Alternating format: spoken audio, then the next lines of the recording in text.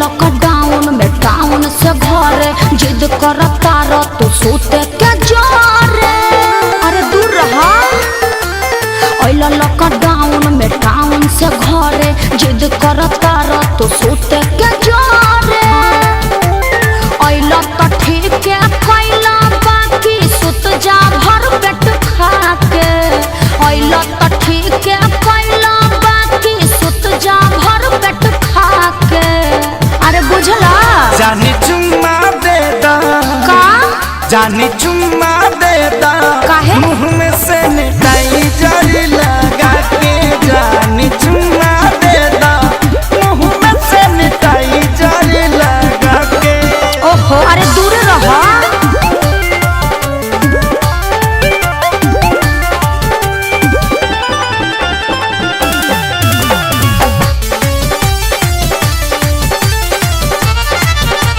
मिलल तनी छुट्टी आनी कसहु लुका के। अच्छा कटा तरल आधा पेटा खा के।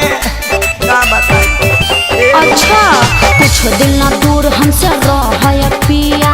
देहिया पाया के जनी ढह पिया। पता बा हमारा काहे खातिर आइल बड़ो गुत्ता के। पता बा हमारा काहे खातिर आइल बड़ो गुत्ता के। जौन सोचत बड़ा ना होई। जानी चुम्मा दे दा चुप रहा। जानी चुम्मा दे दा ना मनबा सैनिटाइजर लगा के। जानी चुम्मा दे दा मुँह में सैनिटाइजर लगा के। और जीत काहे पहले बड़ा।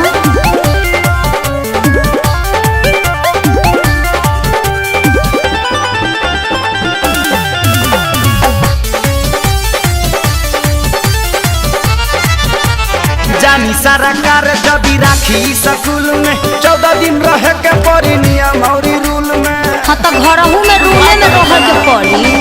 मन बना बात तो खेसारी पछतैब अपने तो जैब संगे घर भर ले जैब।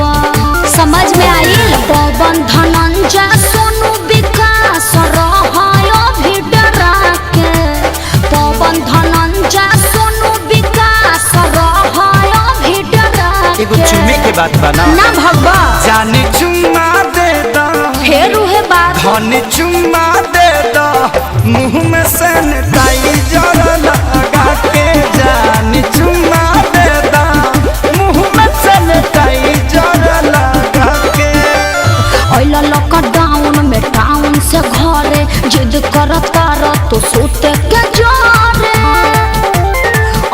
तो ठीक है कैला बाकी सुत जा भर पेट खा के। तो ठीक है कैला बाकी सुत जा भर पेट खा के। अरे बुझला जानी चुम्मा दे दा का जानी चुम्मा दे दा काहे मुँह में सैनिटाइजर लगा के। जानी चुम्मा दे दा मुँह में सैनिटाइजर लगा के। चुपचाप घर में बंद रहो ना तो मुखिया जी के फोन कर दे अभी टांग ले जाइए।